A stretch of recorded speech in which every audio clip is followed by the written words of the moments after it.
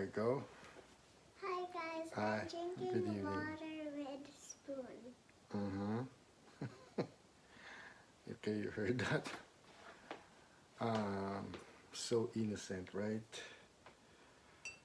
Pero yung i-share natin ngayon as far as the gospel sharing natin for today, no? It's not as innocent. Actually, napakabigat. Mabigat ito. Kumbaga, it has something to do with how we are at times or most of the time. It really depends. Pero, question is, nagsasuffer ba kayo? Naghihirap ba kayo? Are you parang feeling nyo being put to the test?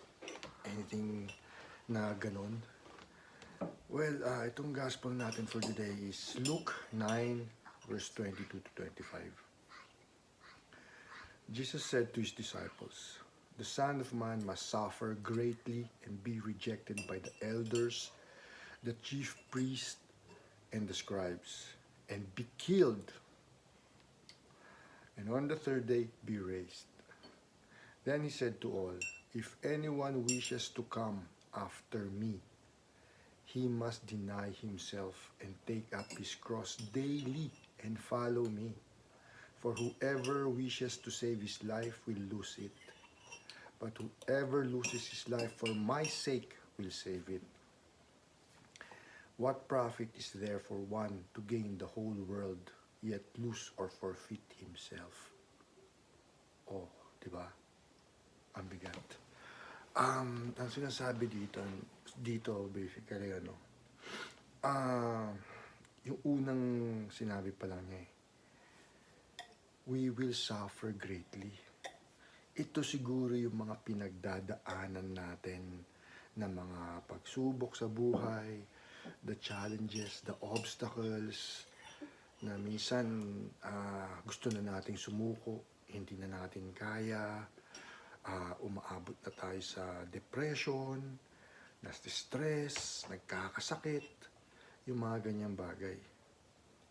Pero sabi nga dito mare-reject pa tayo. Ito yung mga tipong, sabi kasi dito, elders, the chief priests, the scribes, chances are, ito yung mga may mga paniniwala. Ang sinasabi dito, kung tayo maka-Diyos, chances are dadaan tayo sa matinding pagsubok, lalo na pag sa mga ibang may paniniwala na mga may mataas na mga tungkulin na mga ibang sektor o ibang grupo, yung mga ganong bagay. Pero itong malupit dito we will be killed and on the third day be raised. Ito yung mapapalo ka. Yeah. Baka papatayin tayo. Pero come to think of it, hindi naman literal in the sense na papatayin ka or something like that. Ibig sabihin, mamamatay ka. Yung paghihirap mong yon, ibig sabihin, magkakaroon ng katapusan.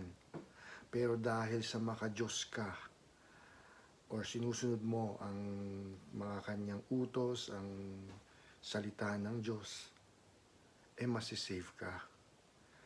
Diba? Dito kasi is ang ayaw niya dito is yung tatalikuran mo siya. Siguro in anything or in anyone, mapakumpanya yan na pinagtatrabahuan ninyo or mapapamilya yan minsan, di ba? Ang gustong mangyari ng mga maging loyal kayo sa kumpanya. Ganon din yan. Dito ayaw din, parang isipin niyo na lang na ganon din ang belief natin sa belief system natin. basta maging loyal ka din sa Kanya, maging faithful ka sa Diyos. At ipinaglalaban mo yan kahit na dumating sa point na magkakaiba o yung mga magkakaroon ka ng kalaban na magkakaiba. Pero paglalaban mo, yung handa kang mamatay. Yun yung mga tipong nire-rewardan ni Jesus na pagpapalain. For whoever wishes to save his life will lose it. Sa kabilang banda, yung mga tipong dahil mas pinili nila na isalba ang sarili nila kumpara doon sa ipaglaban kung ano yung tama, yun ang hindi mga masisave. Okay? But whoever loses his life for my sake will save it. Yun na yun. God will save you dahil makikita niya how faithful you are to the point na you will be rewarded eternal life. So what profit is there for one to gain the whole world yet lose or forfeit himself? Ito ang matindi dyan. Madami sa atin yung tipong kinakalimutan ng lahat in favor of the material things, yung worldly things na nasusobrahan na sa mga bagay-bagay na masyado makamundo, nakakalimot na sa Diyos. Darating yung time na nagtatrabaho ka mabuti, na you justify everything with the fact or with the idea na you're doing it for a good life, for your family, for yourself, basically. What's good in that? Ang sinasabi dito, kung nakakalimot ka naman sa Diyos. So, basically, yun lang ganun lang talaga yung sa Luke 9 verse 22 to 25 na sinasabi. It's all about your faith kay God na magiging matibay, na kahit anong mangyari, ikamatay mo man yan, you will stick by it. Doon sa paniniwalang yon, doon ka lang. Yun. Basically, yun lang.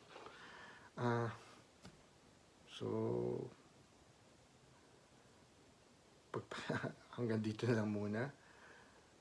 Nangungulit lang tong crazy girl dito. So, see you again tomorrow. And by the way, yung sa